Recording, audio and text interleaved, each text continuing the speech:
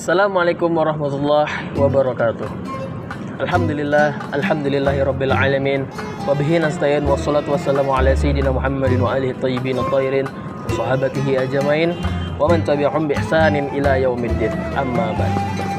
Yang terhormat guru kita tercinta Ustaz Taufik Irfansyah serta keluarga, semoga Allah Subhanahu wa taala selalu senantiasa memberikan beliau umur yang panjang dalam ketaatan serta sehat wal afiah, dipermudah segala urusan dunia maupun urusan akhirat, wabil khusus urusan dakwahnya. Amin amin ya rabbal alamin. Alhamdulillah, puja dan puji syukur kita haturkan kehadirat Allah Subhanahu wa taala yang telah mengumpulkan kita bersama, baik yang ada di sini maupun yang ada di rumah, dalam keadaan sehat jasmani maupun sehat rohani. Salawat dan salam tak lupa kita haturkan kepada junjungan kita, suri tauladan kita, siapa lagi, yaitu Nabi besar Nabi Muhammad sallallahu alaihi wasallam yang telah membawa kita dari zaman kegelapan menuju zaman terang benderang hingga saat ini. Mohon izin perkenalkan, nama saya Muhammad Dimas Ramadan. Saya selaku Ketua Kuliah Kerja Nyata KKN Samarinda Seberang, Institut Agama Islam Negeri Samarinda yang berbasis sosial dari kelompok 1 tahun ajaran 2020, yang insya Allah akan membawakan acara kajian pada hari ini, yang mana kegiatan ini merupakan salah satu bagian dari program kerja kami. Kajian rutin pertama kali ini bertemakan etika menuntut ilmu, yang insya Allah akan langsung diisi oleh guru kita Ustaz Taufik Irfansyah. Sedikit biografi tentang beliau lulusan dari Darus Sofa Tarem Hadramaut Yaman, dan beliau merupakan salah satu pengurus syuriah PACNU di Sungai Kunjang. Maka dari itu, mari kita persiapkan hati dan pikiran kita untuk selalu menerima ilmu-ilmu yang akan disampaikan oleh guru kita tercinta Ustaz Irfansyah. Kepada beliau dengan segala hormat kami persilakan. Alhamdulillah, wassalatu wassalamu ala rasulillah Sayyidina Muhammad ibn Abdillah wa ala alihi wa sahbihi wa mawala amma ba'd. Segala puji syukur kepada Allah yang membedakan manusia dengan binatang, memberikan dia ilmu plus memberikan dia nafsu, sedangkan binatang tidak diberikan ilmu. Salawat salam kepada baginda Nabi Muhammad sallallahu alaihi wasallam, guru dari semua guru umat Islam. Jamaah yang dimuliakan oleh Allah, ilmu merupakan lentera kehidupan umat manusia. Manusia sejak awal penciptaannya tugasnya mengelola dunia.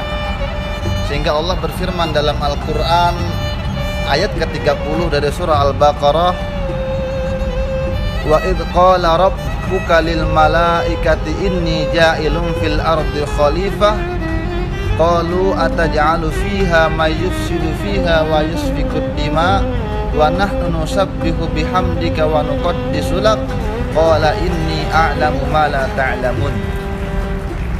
Ingatlah ketika Allah berfirman kepada malaikat, aku ingin menjadikan khalifah di permukaan bumi ini, yakni Nabi Adam alaihi salam.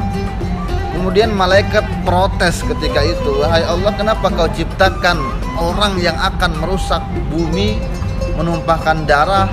Lalu Allah balas dengan ucapan, inni a'lamu ma la ta'lamun. Aku tahu dan kamu tidak tahu dengan apa yang aku inginkan, kata Allah.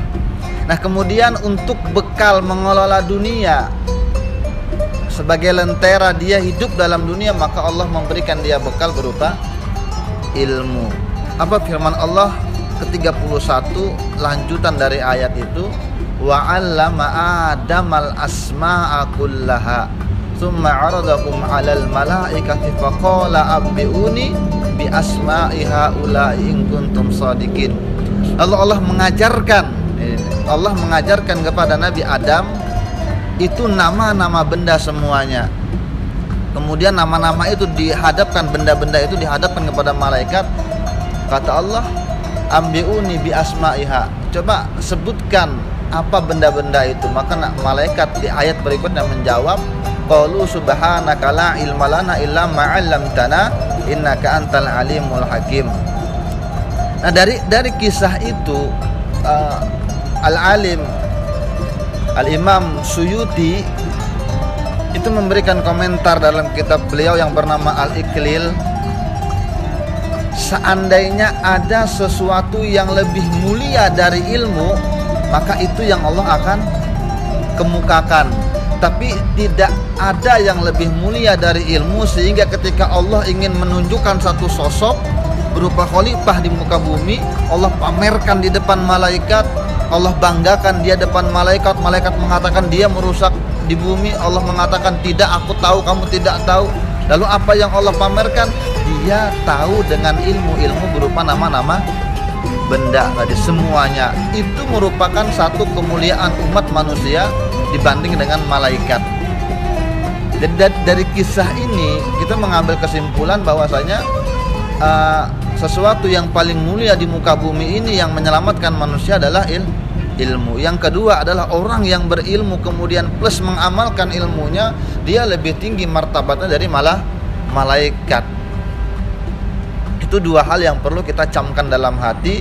Manusia tidak bakal sukses kecuali dengan ilmu. Makanya ada pepatah Arab yang mengatakan, man aradad dunya fa'alaihi bil ilmi wa man aradal akhirah fa'alaihi bil ilmi wa man aradahuma fa'alaihi bil ilmi. Siapa yang mau sukses di dunia maka dengan ilmu. Siapa yang ingin sukses dengan akhiratnya maka dengan ilmu. Siapa yang dua-duanya ingin sukses maka tidak ada jalan lain kecuali dengan ilmu. Lalu bagaimana etika kita mencari ilmu? Ini yang penting, karena sekarang ilmu itu banyak, ilmu itu mudah diakses. Dulu Imamul Bukhari itu berjalan berpindah-pindah negara ingin mencari satu hadis.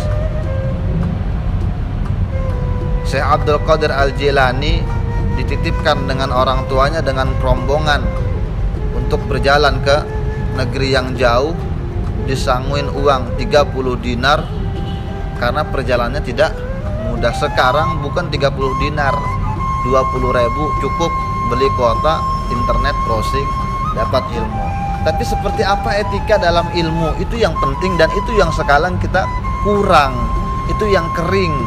Banyak orang yang berilmu tapi ilmunya dimanfaatkan untuk memanfaatkan orang lain. Itu etika yang kurang sekali. Kemudian mencari ilmu itu bagaimana? Pertama kita harus perhatikan sanad keilmuan.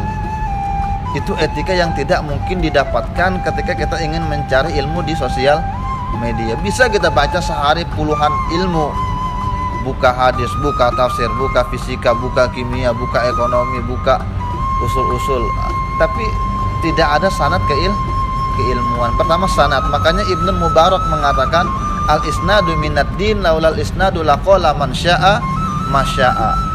Isnad itu sanad bagian dari agama. Seandainya tidak dengan sanad, maka orang akan mudah mengatakan apa yang ingin ia katakan. Itu pertama. Kemudian mencari ilmu itu etikanya lagi, hati harus bersih. Imam Syafi'i radhiyallahu an, ini seorang ulama besar, mengadu susahnya hafalan beliau. Memang ilmu itu harus dihafal.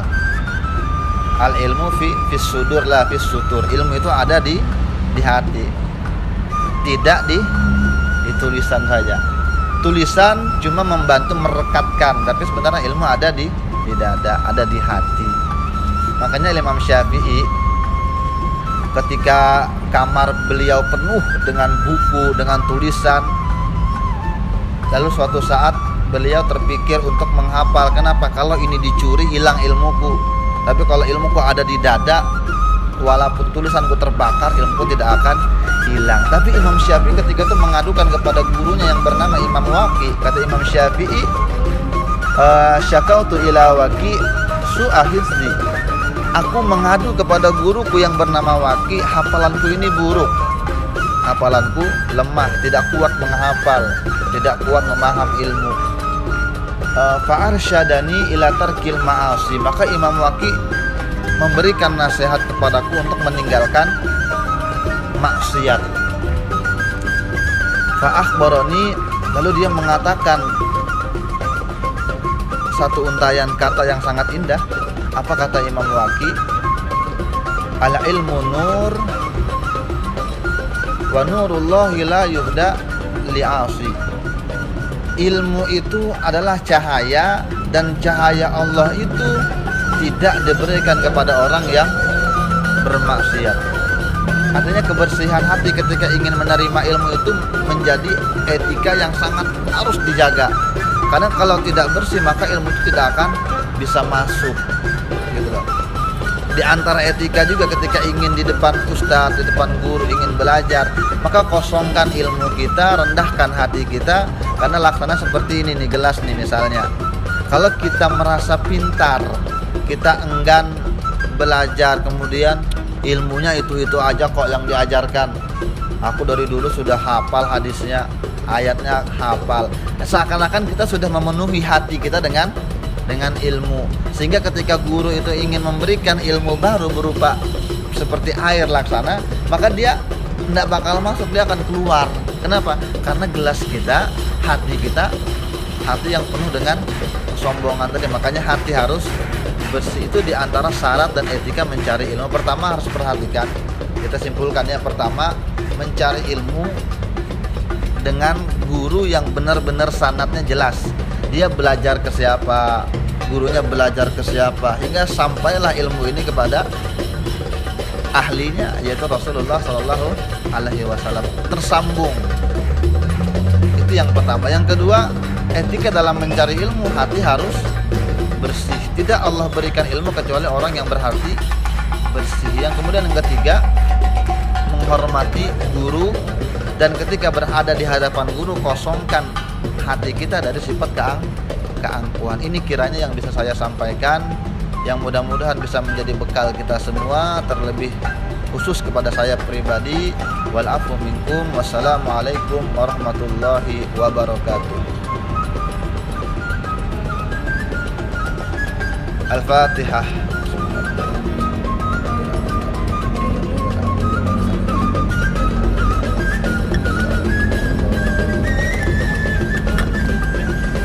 Amin ya Allah ya arhamar rahimin. Alhamdulillah rabbil alamin, wassalatu wassalamu ala asyrafil anbiya'i wal mursalin sayyidina wa maulana Muhammadin wa ala alihi wa sahbihi wa barik wa sallim ajma'in. Allahumma faqihna fid din wa 'allimna at-ta'wil waj'alna min ahli al-'ilmi wal 'amal waj'alna min ibadika as-salihin. Ya Fattah ya Alim, ya Fattah ya Razzaq, iftah alaina futuha wal munuha wa rusuha bil ilmi wal yaqin wa anta khairul fatihin. Allahumma astur uyuba muallimina wa la tudhi barakata ulumihim anna rabbana atina fid dunya hasanah wa fil akhirati hasanah wa qina adzaban nar. Wa sallallahu ala sayidina Muhammadin wa ala alihi wa sahbihi wa sallam. Subhana rabbika rabbil izzati amma yasifun wa salamun alal mursalin walhamdulillahi rabbil alamin. Qabbalallahu minkum. Para hadirin yang ada di rumah maupun yang ada di sini, alhamdulillah demikianlah kajian rutin kita pada kesempatan kali ini. Dan saya selaku pembawa acara mohon maaf dan mohon doa selalu. Mari kita tutup kajian rutin ini hari ini dengan pembacaan kafaratul majelis. Subhanallahumma wa bihamdika asyhadu an la ilaha illa anta astaghfiruka wa atubu ilaik. Assalamualaikum warahmatullahi wabarakatuh.